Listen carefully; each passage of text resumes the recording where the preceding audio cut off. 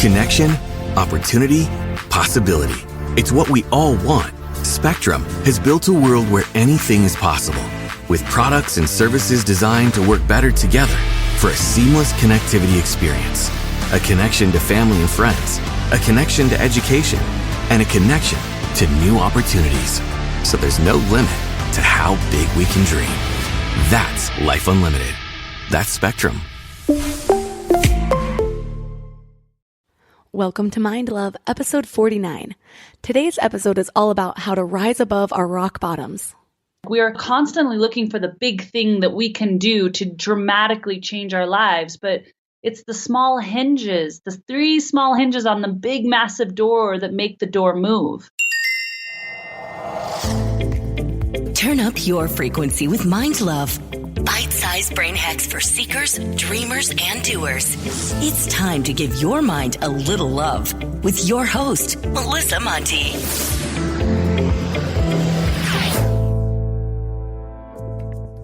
First, Mind Love is a CastBox original. CastBox is the fastest growing, highest rated podcast app on both iOS and Android. And for good reason. The app is awesome. Personally, it's my favorite and where I listen to all of my podcasts. You can still listen to Mind Love wherever you get your podcasts, but I hope you'll give CastBox a try. Second, don't forget to subscribe on whatever podcast platform you're listening on, and leave a review if you can. Reviews really help to entice more amazing guests, plus it helps me grow the show, which ultimately helps me give more value to you guys. Hi friends! I've been thinking a lot lately. I am so grateful for my life right now. I literally get to work on my schedule, spend hours with people who inspire me, and share everything I'm learning with tens of thousands of like-minded people each week. But what's crazy to realize is there's just no way I would be in this position right now if it wasn't for all of that pain I endured. Nothing quite spurs your drive to work on yourself like feeling like your life literally depends on it. And then a funny thing happens. You don't just rise back to where you were before life threw shit bricks at you. You usually rise above it, sometimes higher than you ever thought you would go. But when you're still wiping up the smears from all those shit bricks, it can be hard to see anything else, or smell or taste anything but shit. When you're going through it, you're not thinking about the relatable life experience it's going to give you, so that one day you can teach people how to clean up their own shit bricks. You're not thinking about how it could eventually make you a better mother, or a more compassionate person, or a more loyal friend. The big picture is out of view because you're so focused on those little details of how to somehow ease up how much you're hurting. When you're in pain, that's where your focus is. Think about when you stub your toe. The first thing we tend to do is hop around grimacing. For that moment, we stop caring where we were even just walking to, and our primary focus is how we can alleviate that pain. The same thing happens with emotional pain. When you feel emotional pain, the same areas of your brain are triggered as if you were experiencing physical pain. Most of our focus goes to that pain point. But the truth is, our biggest challenges can be our greatest gifts. It just depends how you handle it. You can either let all of your attention go to that pain point and let the obstacles stop you in your tracks, or you can face them head on and try to find your way around them.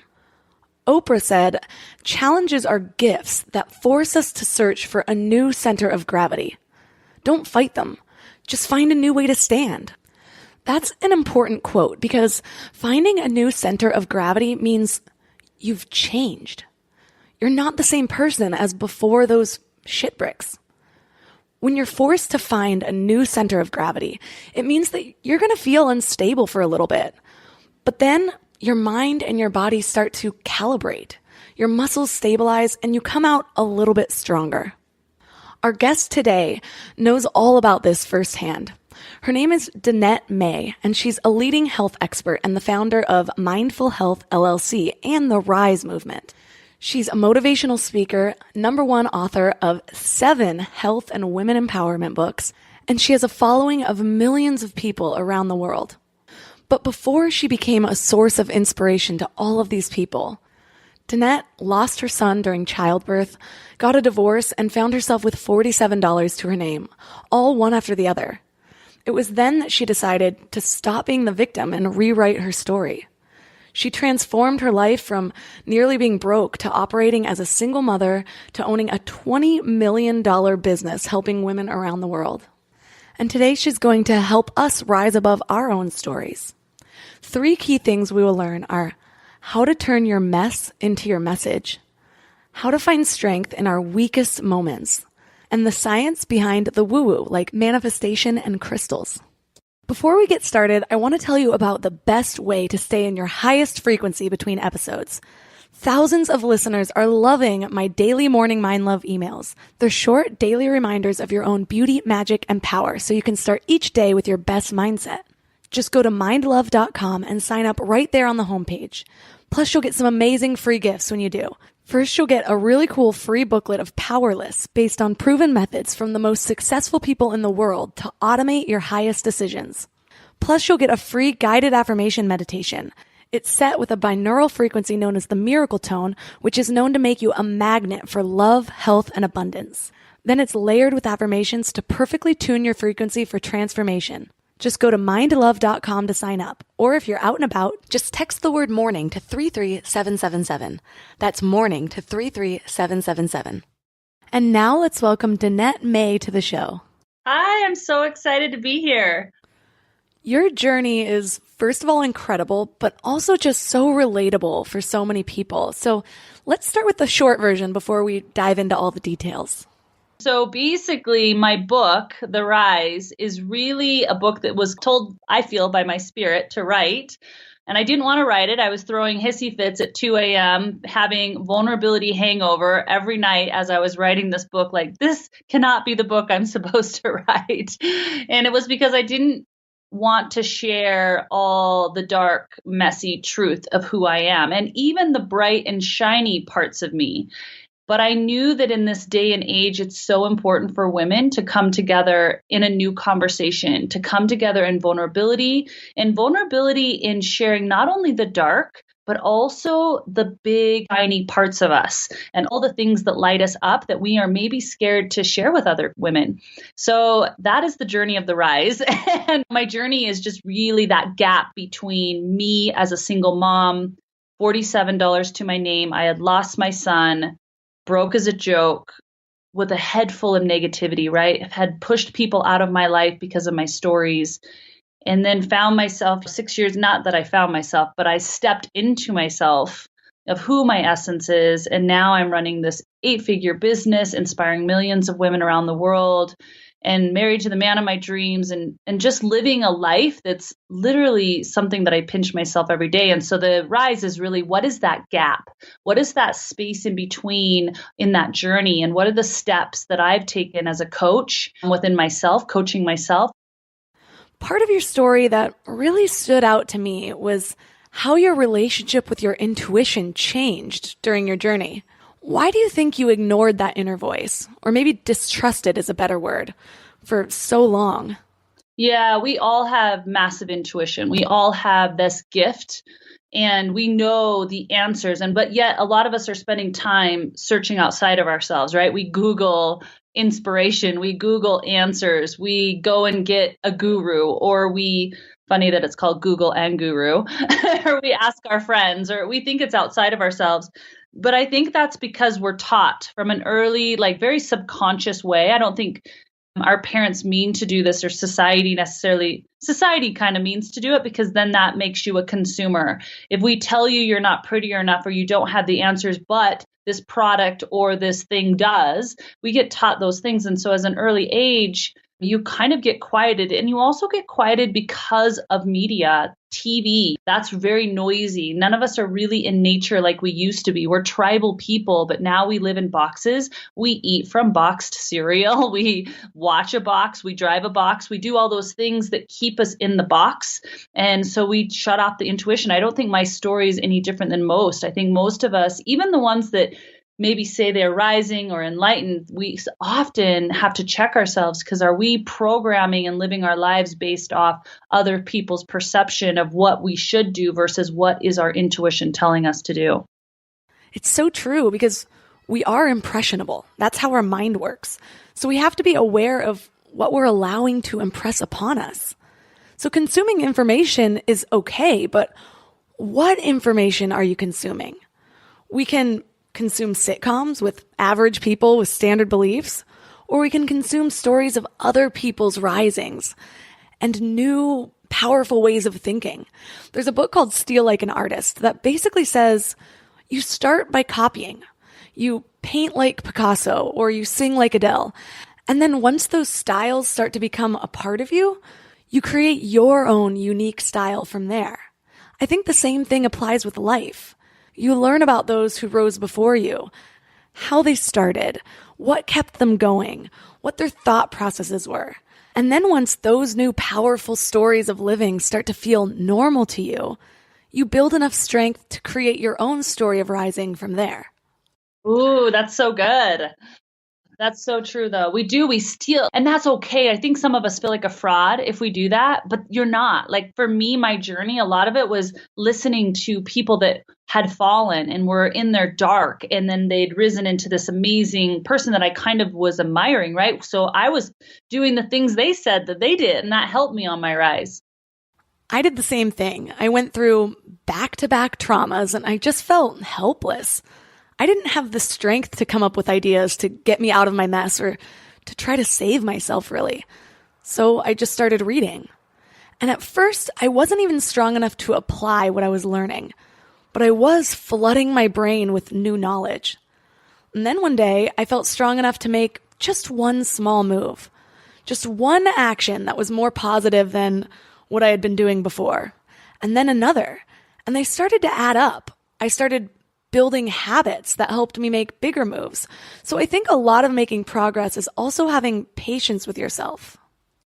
I love that. I love when you said small moves, because there's a chapter in my book called Small Hinges Move Big Doors. And I love that quote because it's true. Like we are constantly looking for the big thing that we can do to dramatically change our lives. But it's the small hinges, the 3 small hinges on the big, massive door that make the door move so that you can walk in. And so what are those 3 things that you can do in your life, your daily life, that are small micro needle movements that are going to make the biggest impact in the direction you're going?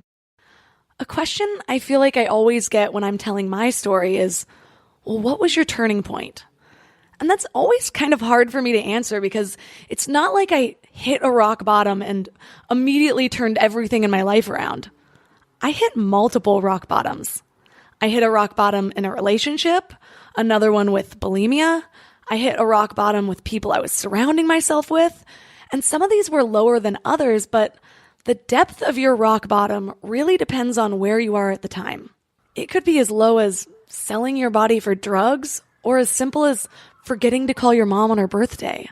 I know you went through these waves as well, so tell us about your first rock bottom. I was married. I, on the outside, looked like I was living this pretty decent life.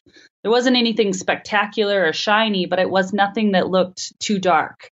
I was on autopilot. I was just in cruise control. And I was pregnant with my son. And when you're on cruise control, for me, it's sneaky. So for me, I was just pretending everything was good. And I didn't really want to stir the pot of what the truth was because I was so comfortable in my cruise control. So I didn't want to stir the pot in my belief systems. I didn't want to stir the pot in my feelings towards my relationship because then the whole thing's going to implode and you don't really know what to do with it. But you know something's out of alignment, but you're just kind of on cruise control. So you're really a master at like shutting down. And it's so subtle. You don't usually realize it, but I was in the rocking chair, rocking my son, not rocking him. He was in my belly. And I felt like I was rocking him because I would do that. And I'd place my hand on my belly and I would wait for the kicks and the moves and talk to him. And he wasn't moving. And I knew that something was wrong. Like we were close. I could, this stage in the game, he could have been saved. There are many babies that are saved at this stage in the game. But I was so used to shutting down that voice that said, hey, look at that. Hey, something's not right here. Hey, what's your truth, right? And I was so good at it that in that moment, I shut it down. I shut it down because it was uncomfortable, because it didn't feel good. So I got up, did the dishes, started tidying up the home, and then found myself a couple days later at the hospital having him, and he had passed away. And I reconciled that guilt. I reconciled that knowing, and I honor him because it took him losing his life for me to find mine, and for me to really open my eyes to that cruise control and really open my eyes to my intuition and the power that lies in me. And so I'm forever grateful for him in that, because it's changed everything for me. And that was my first rock bottom. I went into massive deep depression over losing him. I saw myself in a whole new light. I had never been in that depression before, where you can't get out of bed for months. And it was just that rock bottom for me. In the delivery room, when you were first coming to terms with the reality of losing your child, you said that you felt at peace with it. And it wasn't until you got home that you completely fell apart. What do you think was happening there? Yeah, I've looked back on that moment because this is my journey, and I'm wondering if anyone else has this journey. You know, you're rising. For me, I was in the delivery room, right? I'm having what would seemingly be the worst moment of my life, losing my son, being told that my son had passed away, and would I like to see him and hold him. And here I write about, because it's the truth, like the whole energy of that time felt like the heavens. And it tears me up to this day, because it was one of my most spiritual, profound moments. I felt like everyone in that room, down to the walls, the sterile white walls, to the nurses, to the doctor that was like in his masculine, just cut and dry, they seemed to shift and turn angelic. I felt like angels were holding my baby as they brought him to me. It was a very, very spiritual experience, to where I never felt like, why is this happening to me? It was just almost like I went into a different dimension. I don't know how else to say it. And that's just the truth of what I experienced. And I feel like life can be like this. You can have this deep knowing. And I just got off a huge event with 1,200 plus women that I put on, and I'm referring to it. So thank you for this time to chat, because you do something and you can feel so right and so pure about what's happening. And then literally moments or even days or weeks or months, you can drop so low to questioning why, and feeling all the shame and guilt and unworthiness seep in. And you're like, it's almost like, how did this happen? Because I felt so peace right in this moment, that's such a deep knowing, and then you can fall down again. And I think that's part of the human condition, and giving ourselves grace to know that this could be part of your journey. And that's what happened for me. I came home, and it's like reality hits you back in the face. The emotions you're feeling. And I don't even know if it's the emotions of that moment. I think it can be so deep. There was other parts of me that I felt lost, and I felt like had escaped me. And so I'm mourning all of it. I have no idea, but you just put it in one mind frame of you losing your son. That's the truth of my journey. And I find this happening a lot in my life, because I put on this huge event and I knew it was my soul's call. And literally the morning I woke up from the event, I'm sobbing in my unworthiness, and I'm not feeling accomplished. And I'm like, where the heck is this coming from, right? What? I just put on an amazing event and I'm sobbing, and I'm wondering if I did a good enough job. It's crazy how it shows up in different realms of your life. I know what you mean. Sometimes I think when we start to feel like we have everything under control, we put ourselves on autopilot and lose some of our awareness. We put our guards down. Then those subtle limiting beliefs start to creep in, and suddenly we lose our shit. We expect growth to be this steady incline upwards, but in reality, it's crazy ups and downs the whole time. But the median line running through it is what's supposed to be the steady upward climb. So you're still going to have those lows. That's why I think it's just so important to always have my toolbox for when those low moments come, because they will come. So in your low moments, let's use that event for an example. When you were sobbing on the floor from unworthiness, how did you pick yourself back up? Find out when we come back. Before we go deep today, I want to give you a little gift, and I want to give it to you every single day. It's called the Morning Mind Love. I know how life can be. You're all fired up after an inspiring episode, and then a new day or a new challenge comes at you, and it's just hard to keep up that energy. Well, the Morning Mind Love is kind of like an oracle from your higher self to help you start each day with a positive focus. Plus, when you sign up, you get 2 free gifts, a 30-minute binaural meditation and 30 days of journaling prompts to help you remember who you truly are. And it's all completely free. So join over 9,000 people and go to mindlove.com to sign up or text the word morning to 33777. You know what I love about the start of a new year? It's kind of like opening a fresh notebook. 365 blank pages just waiting to be filled with your story. But sometimes we get stuck trying to write that story alone. Maybe there's a chapter you've been wanting to revise, or maybe you're just ready for a whole new plot twist in 2025. But here's what I've learned from my own journey with therapy. It's kind of like having an editorial partner for your life story. Someone who helps you see the patterns that you might have missed, who gives you the tools to write stronger chapters ahead. And that's why I'm so excited about BetterHelp. They've made therapy accessible and easy, serving over 5 million people worldwide. With over 30,000 credentialed therapists, each with different specialties, you can find someone who really gets your unique story. But what I love is how flexible it is. Everything is online, and you can easily switch therapists anytime at no extra cost until you find the perfect fit. And it's not just for people that are dealing with major challenges. Therapy can help anyone become the best version of themselves. So write your story with BetterHelp. Visit betterhelp.com/mindlove today to get 10% off your first month. That's BetterHelp, HELP.com/mindlove.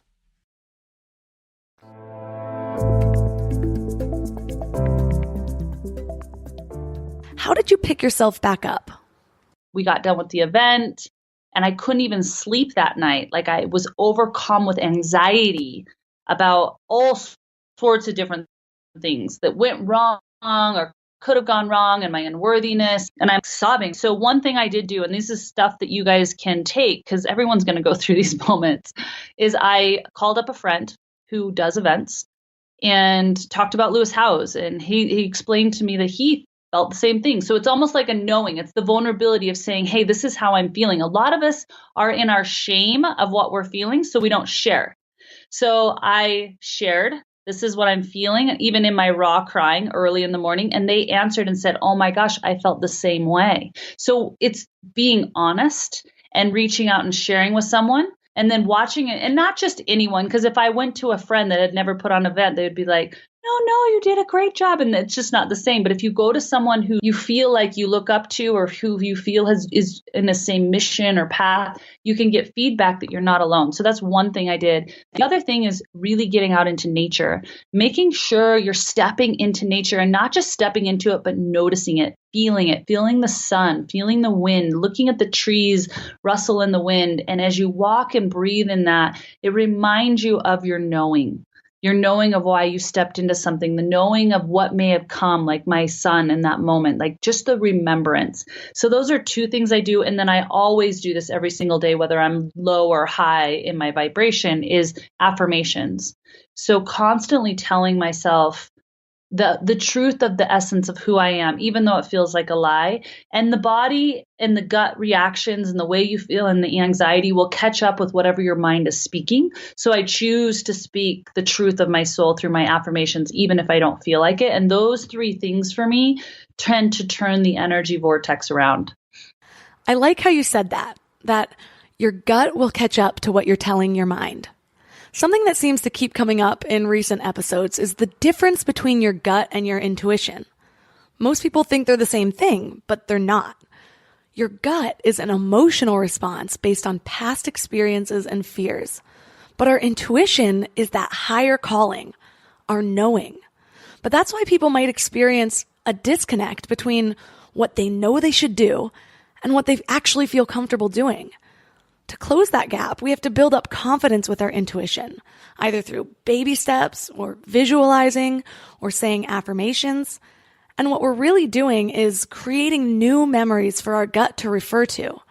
Then when we think about taking a leap, we feel empowered instead of paralyzed with fear. Yeah, I'm so glad you said that. Actually, is so good for me too, because when you said that, because we can go follow your gut. You hear this a lot, but your gut responds to whatever the thoughts you're thinking. So if you're like, I have fear, like, and it could be the exact thing you need to step into, but if your mind's there to protect you, so your mind's taking on fear and all the things that could go wrong, which creates a response in your nervous system, which resides a lot of times for most of us in our gut, making our gut feel all twirly. I call it the butterflies. You feel like all these butterflies are in there. It's super uncomfortable. You're uneasy. That's not your sign not to do it. Like your gut there would tell you, no, don't do it. Right. So you have to step into that higher power. So I love that you said that.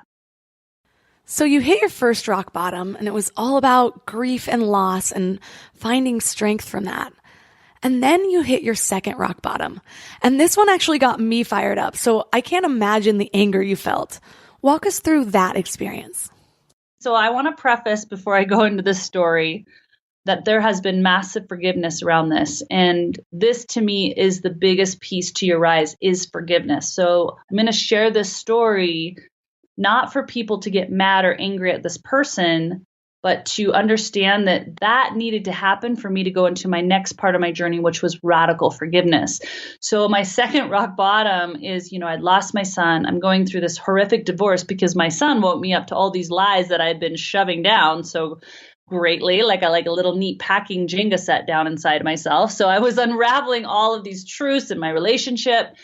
And my ex at the time just wasn't at that same point of truth finding, right? So in his anger, he shut down all the accounts. He had stepped away. I'm taking care of my daughters by myself. He's processing and dealing with grief the way he knew how to deal with grief. And he ended up shutting down all our accounts and taking the children's savings screens that we had been putting away since the day they were born, like with money that we barely had because we had a dream for them when they were old enough to take a hold of that money. And I went to buy groceries with the girls and I was swiping the card. And you know how that is, like you swipe a card and sometimes they just don't work. And so you're like, oh, I'll just get another card. And I got another card, didn't work. And I'm like, okay, third card. And then that third card, I knew something was really wrong because it wouldn't work. And I had to leave the groceries and ran to the bank and sat down with the receptionist. And as she proceeded to tell me, I had 7 accounts that I knew nothing about, and all of them had been zeroed out. And they had been being trickled out 2 years prior. And I couldn't even believe it because I thought you had to have 2 signatures to zero out an account. It only takes 1 if there's 2 people on an account. I had no clue, right? And I got into the car with the girls, and just like perfect timing, my youngest goes, Mom, I'm hungry. And it was this moment for me to go, whoa, how am I going to take care of my kids? How am I going to feed them?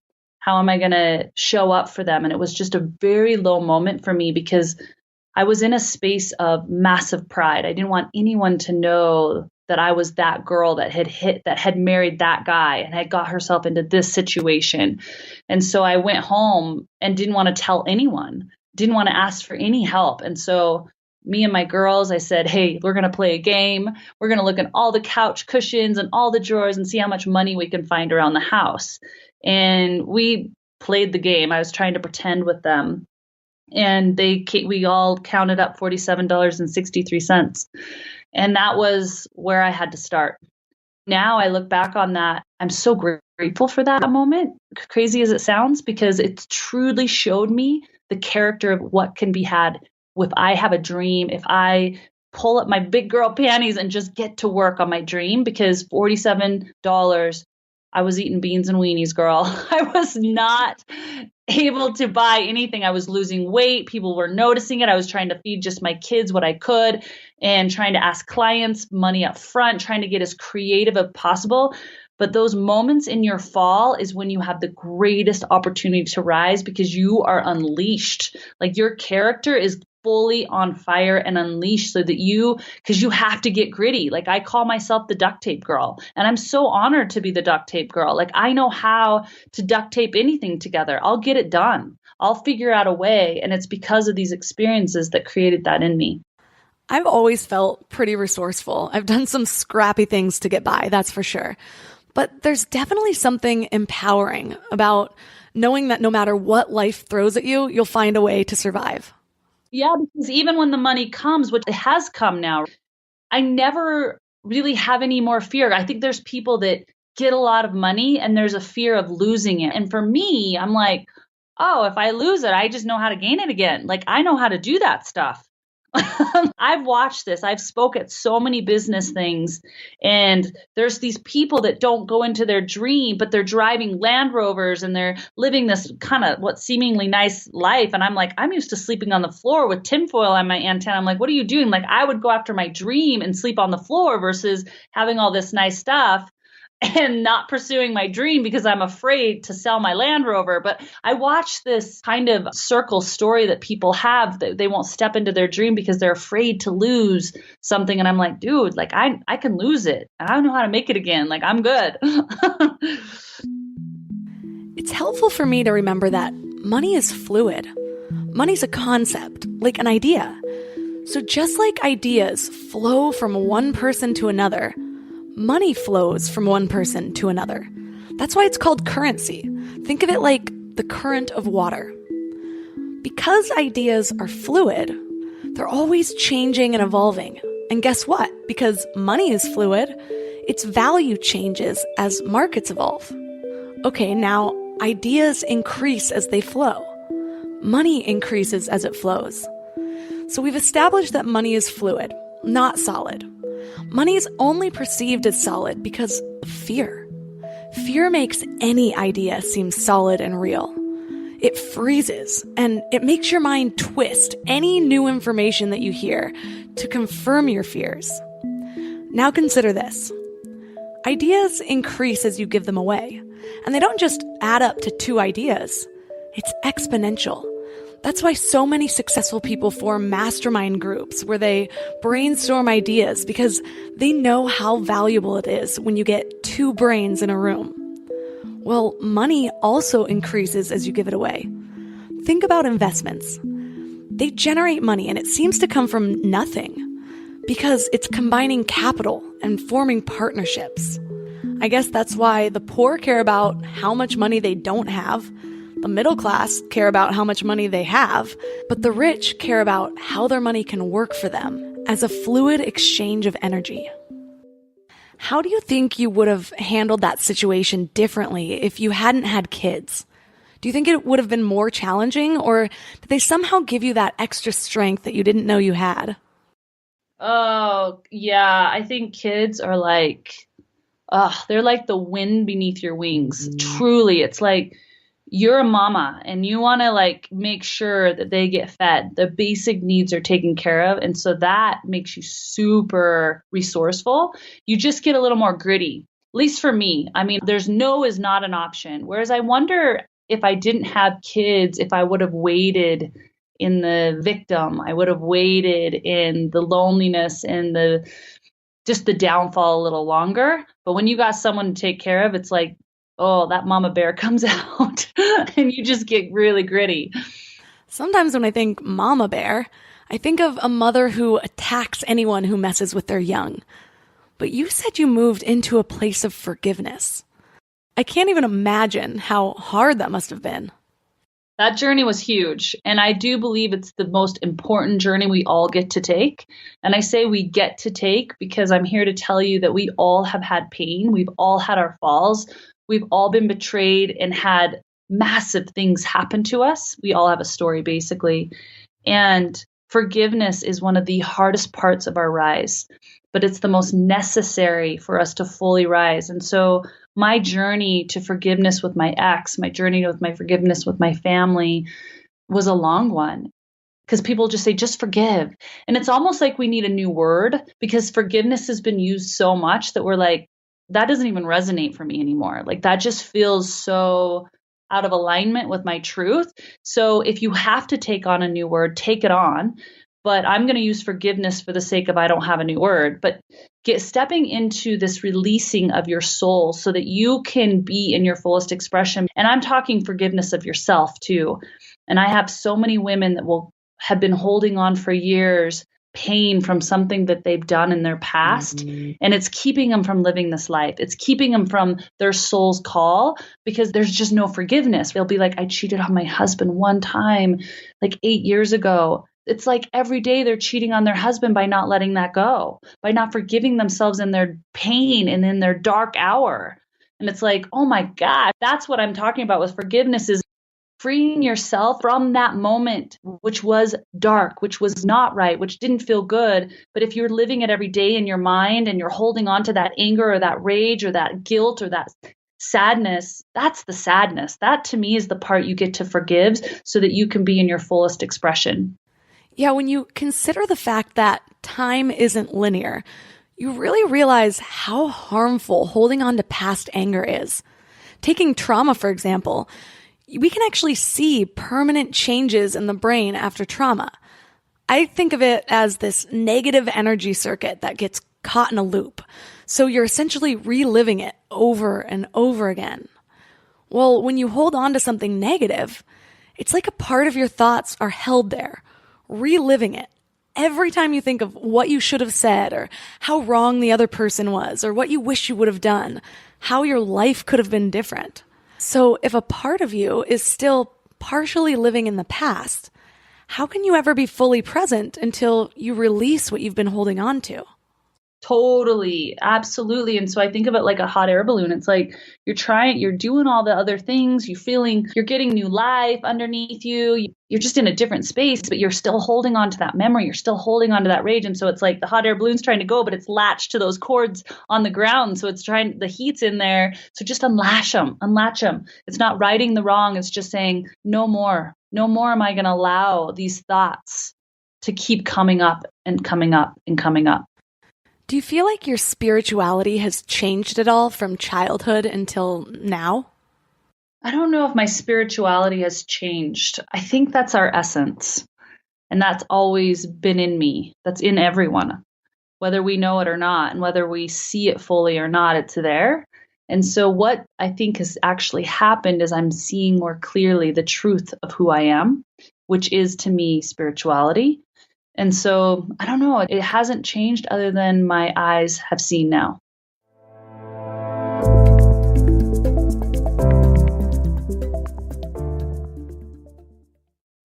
You know what's crazy? After all these years of hosting Mind Love and talking to some of the world's leading experts, one of the biggest eye-openers for me has been just how much our gut affects, well, everything. When my gut feels good, my mind feels clearer, my intuition is stronger, and I just feel more balanced. And that's why I'm excited about Zoe, a science-backed nutrition company that is totally changing how we understand our gut health. They've created the most scientifically advanced at-home gut test and built the world's largest microbiome database. So when you get your results, you're not getting generic advice. You're getting insights about your body that other companies just don't have the data to provide. There's also just so much misleading health information out there. Food companies even pay influencers to promote ultra-processed foods as healthy. And that's why I love that Zoe relies purely on science, real science. Their randomized controlled trial showed that participants were 4 times as likely to report better sleep and more energy, all thanks to the info from the largest microbiome database on the planet. So go to Zoe.com and find out what Zoe membership could do for you. And because you listen to Mind Love, you can use the exclusive code MINDLOVE10 to get 10% off membership. As a Zoe member, you'll get an at-home test kit and personalized nutrition program to help you make smarter food choices that support your gut. That's Zoe.com. Use MINDLOVE10 at checkout. Trust your gut. Trust Zoe.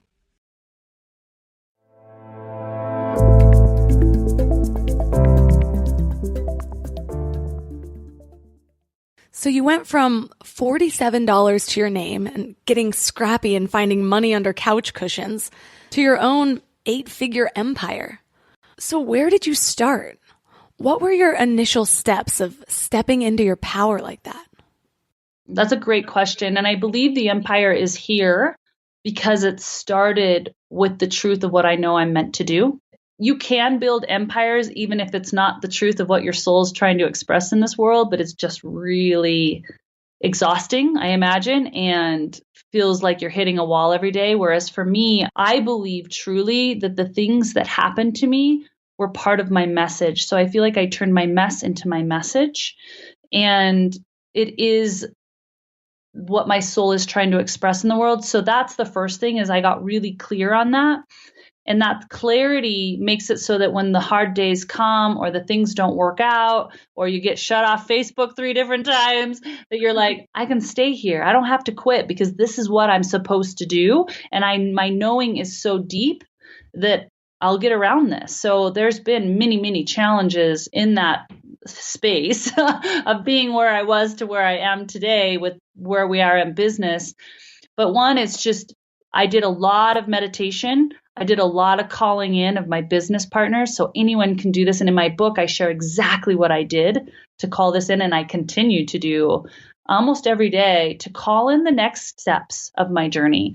So I really believe in that power of visualization, that power of meditation to call in the next steps, because a lot of times we know the what of what we're supposed to do, but we don't know the how. We don't know what those steps are. And so when you meditate, when you visualize the what, the how starts to just come into your world. It's really quite fascinating. And I think a lot of people get scared with that because they can't quite plan it. But energy works this way. And I do this thing, and I shared with it at the event, called dream mapping, where I take myself from a year from now and I speak as if all the things happened. Like I speak from, so this is how I'd roll it. I'd be like, I was on Melissa's podcast, this Mind Love podcast. It was amazing. And we were talking about just getting done with the event and my book coming out. And look at where I've come. And I would just start naming off all the things that happened.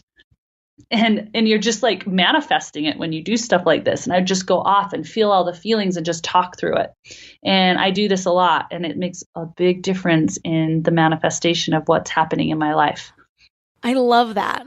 When I was first starting to lay out my big mission, which included Mind Love, I did something similar, but in a longer term. I wrote a letter from my 80-year-old self to me, just reassuring myself that my life turned out great and I was loved and I helped millions of people and was proud of the legacy I was leaving. At the time that I wrote this letter, I was right in the middle of some really big life changes. I was going through my own financial crisis and definitely felt pretty unstable. But there was something really healing about writing that letter. Like it helped move my brain out of crisis or fight or flight mode and into a space where I could really create something from a higher frequency. Yeah, get into a higher vibration, because you can't help but feel really good when you do that, because you're so in the vibration of what is coming, what is. And then instead of the feelings of, I don't have enough, what's going to happen? What's the next thing, right? So it's powerful. I also loved what you said about things feeling easier when you're doing what you're meant to be doing. That has definitely been my experience over the last year. Sometimes I have to pinch myself and think, is this even real?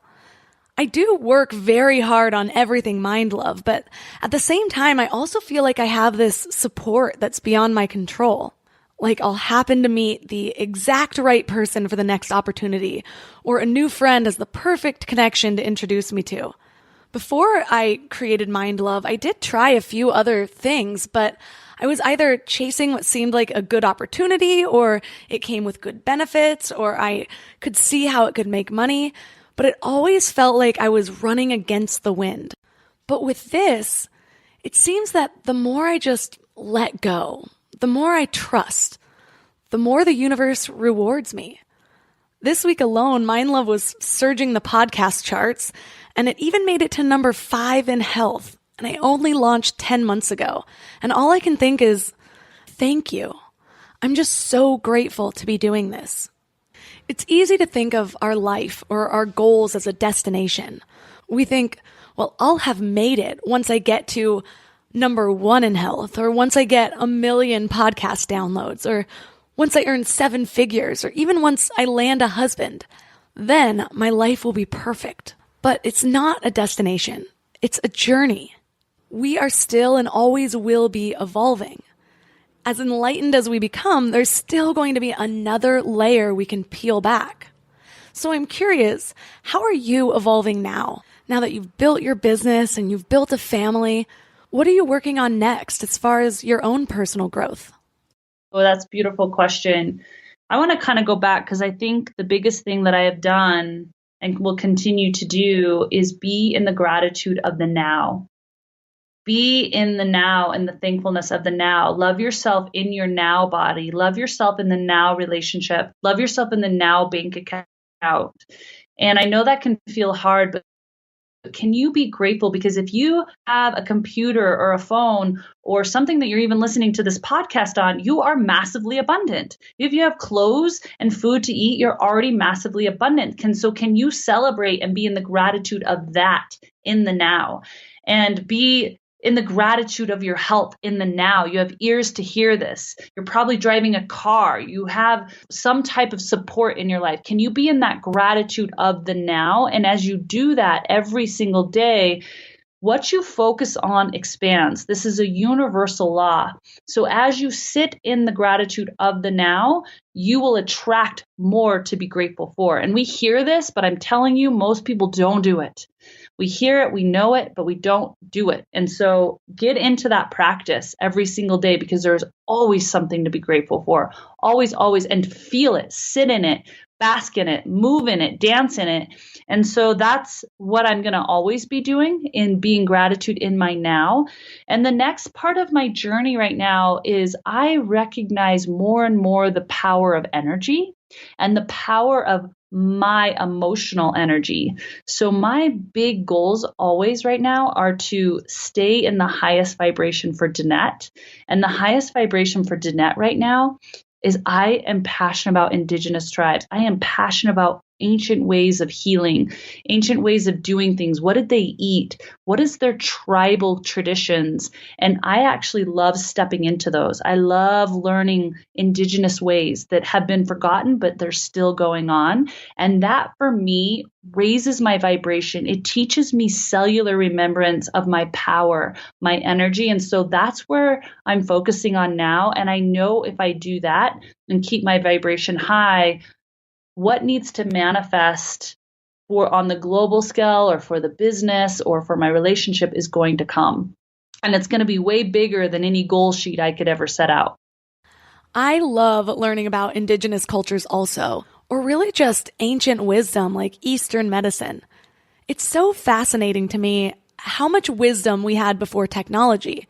But it makes sense because all we had to go on was our intuition. The state of our planet was still natural, so there weren't cellular frequencies surging through everything, and we couldn't just find every answer on Google.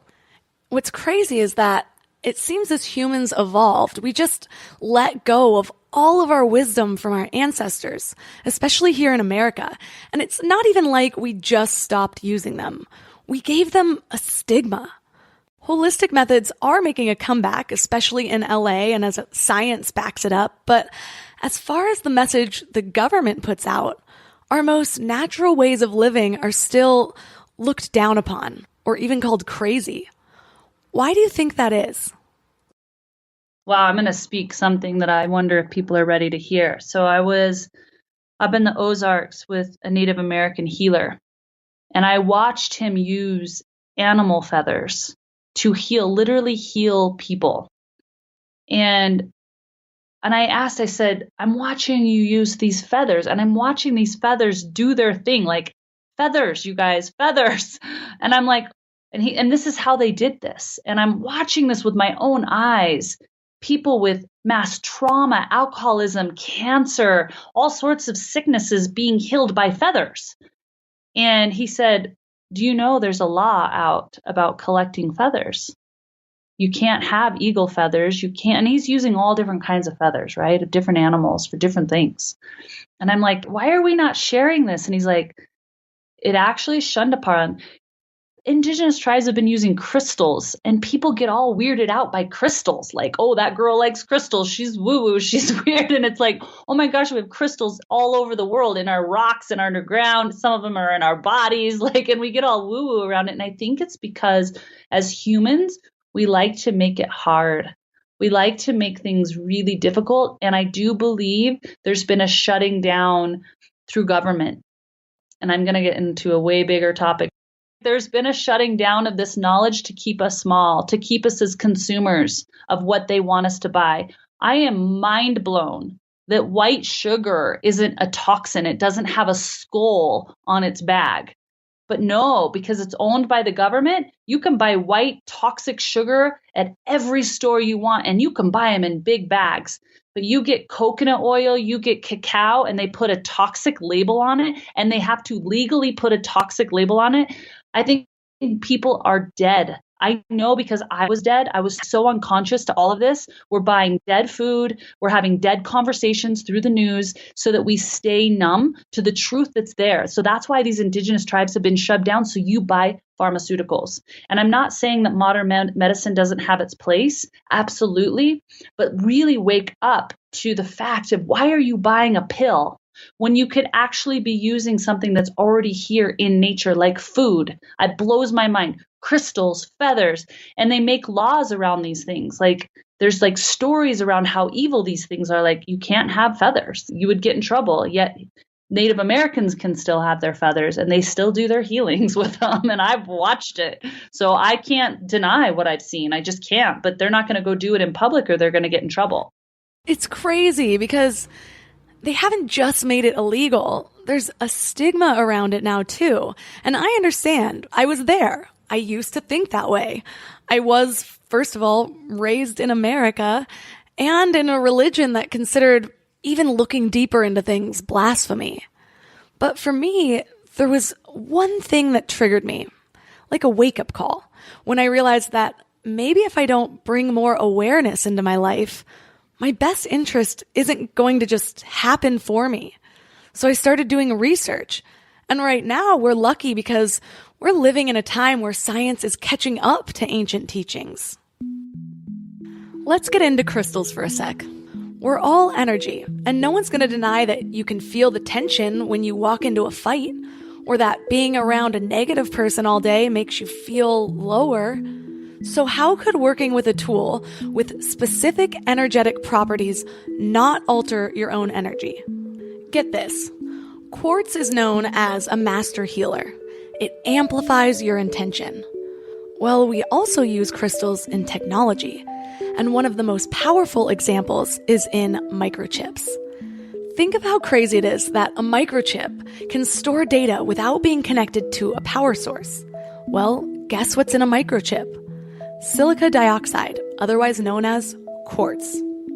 And it was recently announced that quartz can store data for up to 3 million years. So consider that maybe it is possible to store information within quartz crystal using your intention. And now there are even devices that can photograph auras, so we can literally see the change happening while working with crystals without having extrasensory abilities. Going deeper, if you understand quantum physics, you start to see how manifesting your reality doesn't seem as much like magic as it does a scientific process. I could geek out on this all day, but there is real, credible scientific evidence to back up all these things that grandma would call woo-woo. And there is scientific evidence on all of this that we're talking about. And you guys, there's scientific evidence on the power of your mind. Once again, do not underestimate the power of your healing with your words. Your words actually change the molecular structure of your cells. And this has actually been proven scientifically that when you speak high vibration words like I am healing, I am powerful, I am enough, I am beautiful, I am healthy, I am regenerating cells. You say those things and there's scientific evidence that you actually start to heal. And so we forget that we just actually have the power too through our words sometimes, and our vibration and what we're going to think and consume and be around actually can heal you. You don't even need anything a lot of times because you have the power inside of you through your words. Exactly. And bringing up what we discussed earlier, remembering the power of our emotional position when we're saying affirmations. If we're affirming, my mind and body are in perfect balance, but we're in a low vibrational state, it'll have a different effect than if we're feeling into gratitude and envisioning our mind and body radiating in perfect balance. Our thoughts and our words set our intention in motion, but our feelings and emotions are what magnetizes that intention. Yeah, and I think a lot of people get caught up because it's hard when you're in the shadows of whatever you're going through, or you're in the chaos of financial ruin or a relationship imploding, those are raw feelings and they're there, right? You're angry, you're sad, you're feeling all the feels. And so I think a lot of times people are like, I can't get into a high vibration right now. I just can't. I'm feeling all the feels. And I can speak to this because for a long time, I was in those feels, right? I lost my son, went through this terrific divorce, had $47 to my name. And what helped me is I just continued to do the words even in the negative feels. And what happened is over time, that energy shifted because I stood in the words, even in the negative feels. And then it just slowly, like a cyclical effect, I ended up getting lighter because the words started to manifest a lighter situation. It started creating a little bit of relief. It's subtle, but it will happen so that you can actually get into a higher vibration when you're saying these words. And then it becomes like a rocket ship, because then you're in a good vibration saying these words, or you do a workout and you say these words, and whoa, you make love and you say these words after an orgasm. Whoa, like you just start to magnetize and manifest even more in your life, but you got to start somewhere. So start in your low. Just that's what I did for a long time. And it's a slower process, but still do it because it will start to move you into a higher vibration over time. Exactly. And I went through this process through reading inspiring books and hearing how other people did it. But I think it's important to remember to have patience with yourself and with the growth process. As I said earlier, I didn't have the strength right away to apply everything I was learning or make any big life changes. But what you feed your mind is what your mind will be digesting when you're not feeding it anymore. That might be the most tweetable thing I've ever said. What you feed your mind is what your mind will be digesting when you're not feeding it anymore. So you start by actively learning and repeating empowering thoughts. This all happens in your right brain. That's the active side. When you start memorizing it and when you start to build new thought habits, that's when it moves from the right brain, the active side, to the left brain, and it starts to become a part of you. So for me, suddenly my subconscious patterns weren't just the limiting beliefs I was fed from the media and fixed-minded people. My subconscious started to feed me the teachings of Deepak Chopra and Wayne Dyer and Oprah. But it all started with these small daily actions. So what are some of the small daily actions that you take to keep yourself in that higher vibration? I have non-negotiables. And I call them non-negotiables because that's what they are. And so I recommend everybody take on 1 to 5. Now, if you're the type of person who likes to take on a lot and never do it because it's just too much, take on 1 or 2. I have 3 non-negotiables that I do every day. And this is what I truly believe keeps me in the remembrance. And I say remembrance because remembrance is a high vibration, remembering the core of who you are, remembering your power, remembering your love. That's all you are. You're an energy of love. So 3 non-negotiables I have is 1. And so you can find your own, find your own. And there's 3 of them because I think of the hinges on a door. And these are what open it up for me. So mine are eating something living every day. So something green, vibrant, and living that's been nurtured by the soil and blessed by the sun.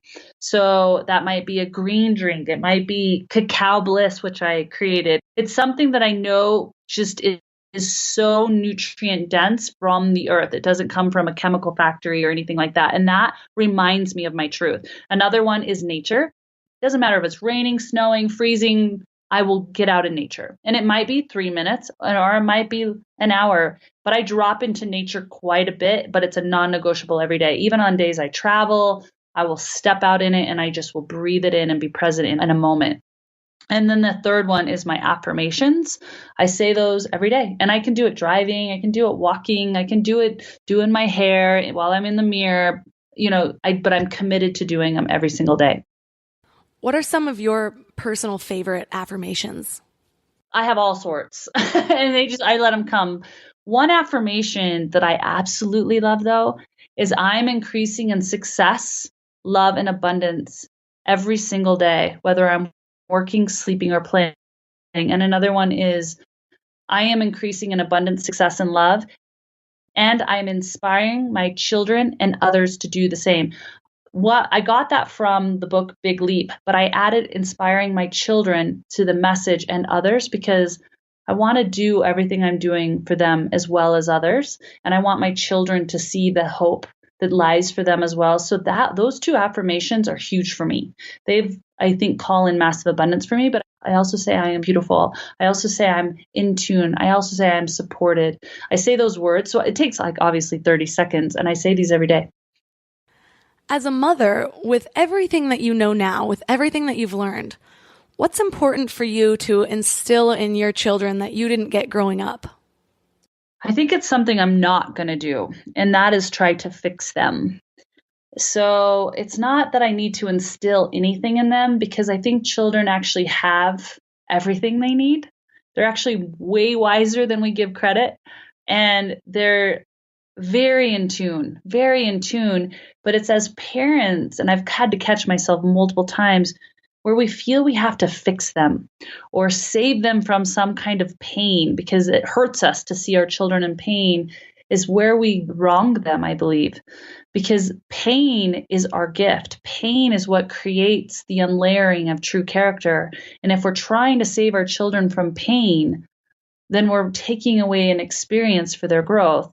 If we're trying to fix them, make sure they have friends, make sure they fit in, make sure they're the best athlete or get the best grades, or we're trying to fix them, they feel that. And then they wonder if they're broken. And so celebrating their falls, celebrating the things that are not going right, and saying, oh my gosh, I'm so glad that's happening, because you are going to learn so much through this. You're going to show us all what you're made of. Thank you for that. That, to me, is the greatest thing I can do for my children.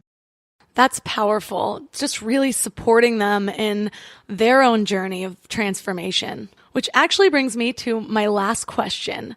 My favorite quote from your book that I wrote down and highlighted right away was, "Transformation looks like a glimpse of heaven and feels like hell."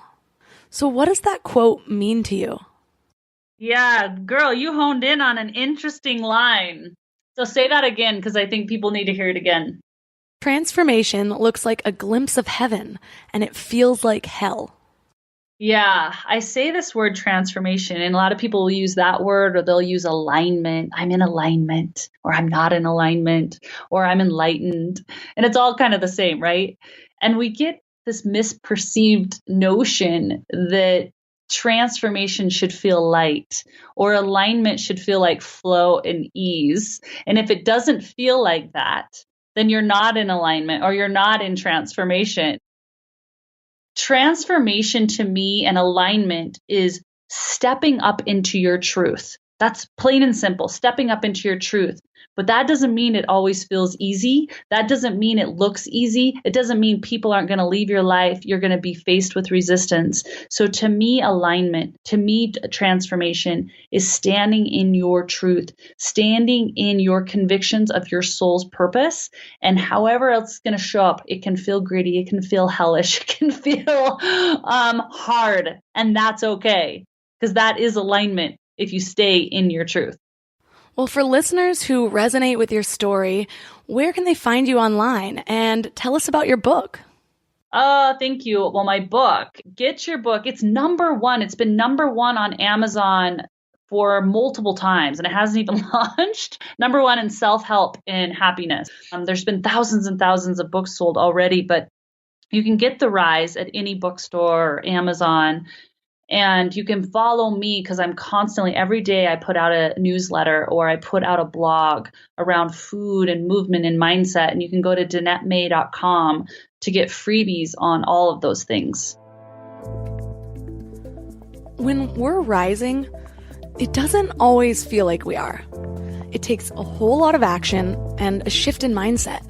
But the good news is, the more you practice these simple mindset shifts of looking for the good and being grateful for everything life throws at you, the easier it becomes. You become the type of person who looks for the good and practices gratitude. It becomes part of your identity. So I encourage you this week to practice reframing your thinking. Think back to a past experience that kind of sucked, and now find something good that came out of it.